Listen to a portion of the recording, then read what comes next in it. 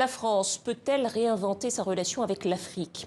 Une semaine avant le sommet de Montpellier, certains se posent la question de la sincérité de la démarche française. Pour en parler ce soir, nous sommes avec Bienvenue Matumo, membre de la Lucha, mouvement de la société civile, et depuis Dakar avec Fou Malade du mouvement Y en a marre. Bonsoir à tous les deux. Bonsoir, madame. Merci d'être avec nous. Bienvenue Matumo, vous êtes donc membre de la Lucha, vous appartenez à ce mouvement de la société civile depuis 2013.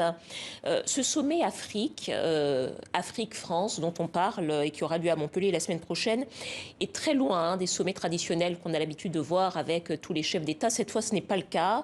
On invite ceux qu'on a appelés les acteurs du changement, c'est-à-dire des jeunes, des membres de la société civile, des entrepreneurs. Selon vous, est-ce que c'est une bonne initiative ?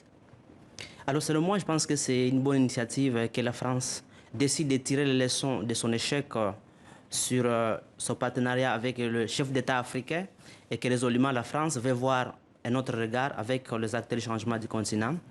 Mais là encore, ce n'est pas le cadre attaque et sommet qui pose problème. Ce qui va intéresser les gens, ce sont les actes réels qui seront posés après les sommets.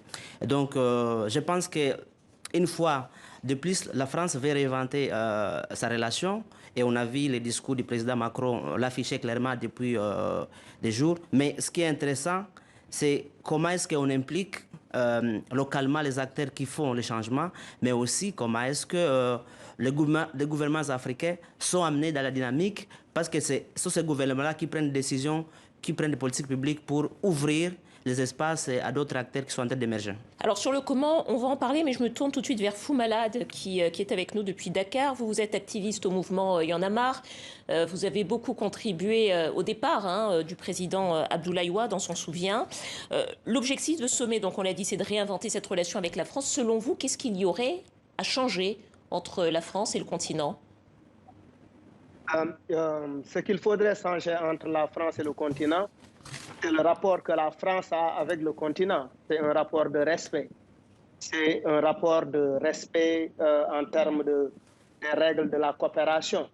Moi, je pense qu'entre la France et l'Afrique, il y a un rapport de condescendance. Et rien ne peut changer tant que la France continue d'être condescendante par rapport aux Africains. C'est aussi votre avis, Bienvenue Matumo ? Oui, je pense qu'il y a la France qui a entretenu un rapport de domination vis-à-vis des pays africains. Et je crois aussi que c'est le moment que la France réinterroge cette démarche de domination et puisse émerger une autre démarche d'égalité entre les pays. Il faut qu'il y ait des rapports égalitaires entre les pays africains, mais aussi avec la France. Sinon, ça sera une réinvention qui sera moins nécessaire, qui n'apportera pas le changement. Ça sera juste une vitrine qu'on met en place pour maquiller ou bien pour influencer de nouveaux acteurs qui sont en train d'émerger sur les continents. Alors, il y a 5 grandes thématiques pour ce sommet Afrique-France. Il y a l'engagement citoyen, l'entrepreneuriat, l'innovation, l'enseignement supérieur, la recherche, la culture et le sport. Vous êtes tous les deux issus d'un mouvement de la société civile. Je vous pose la question, est-ce que vous serez au sommet de Montpellier ? Bienvenue. Ah non, je ne serai pas au sommet parce que Lucha n'a pas été invité. On pense qu'on aurait quelque chose à dire parce qu'on a mené un combat qui est réel sur le plan de la démocratie et nous sommes des acteurs légitimes pour amener quelques contributions qui pourraient aider à questionner ce rapport de la démocratie sur le continent. Fou Malade, est-ce que Y en a marre sera présent au sommet de Montpellier ?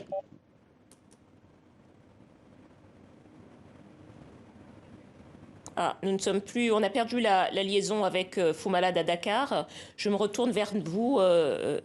Bienvenue.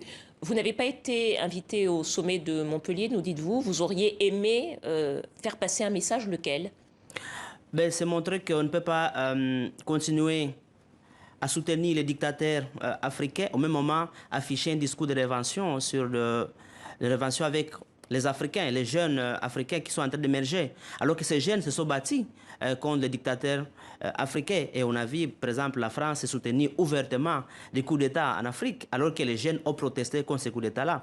Donc pour nous, c'est dire il faut qu'il y ait un débat libre, ça tabou, pour dire on ne peut pas vouloir réinventer les rapports avec l'Afrique, avec la gestion africaine, tout en soutenant les dictateurs qui oppriment la jeunesse africaine lorsque celle-ci se mobilise dans la rue pour revendiquer, pour porter des messages de changement. Donc c'est le message que nous, on souhaiterait passer, mais j'espère que d'autres jeunes qui nous suivent à ce moment vont se réapproprier ces messages et vont les faire passer à notre place. Et le fait que les chefs d'État africains ne soient pas présents à ce sommet, est-ce que pour vous ce n'est pas un gage aussi peut-être d'une volonté d'ouverture à la jeunesse et au mouvement de la société civile de la part de la France ?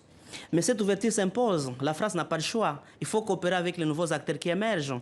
Personne n'a donné la chance à Louja d'émerger dans ces contextes de répression. Mais on a montré que c'est possible de tracer les nouvelles routes et nous on l'a fait. Et donc on est devenus des acteurs importants. Les jeunes africains aujourd'hui sont à la quête du changement. Et naturellement, un pays comme la France, qui se veut rassurant sur le continent, doit absolument ouvrir des perspectives avec cette jeunesse-là. Et donc, mettant à l'écart les chefs d'État africains, ça ne veut pas dire que la France ne va pas continuer à entretenir des rapports bilatéraux avec ces pays-là ou bien avec ces gouvernements. Il faut continuer à faire leur diplomatie, mais il faut reconnaître aussi que la jeunesse africaine, c'est aussi un pilier de la démocratie, c'est aussi un pilier de la diplomatie pour faire passer des messages, mais aussi parce que cette jeunesse-là qui va diriger le continent demain. On va tenter de repartir à Dakar parce que je crois que voilà, Fou Malade est à nouveau avec nous. Fou Malade, l'aspect entrepreneurial sera très présent au cours de ce sommet puisque l'économie, les entreprises jouent un rôle important dans la relation que la France souhaite entretenir maintenant avec les acteurs du continent. Est-ce que vous comprenez que l'économie occupe une place aussi importante? Est-ce que selon vous, ça devrait être le cas? Oui, l'économie occupe une place très très importante, mais il faudrait quand même laisser aux Africains choisir leur propre modèle économique.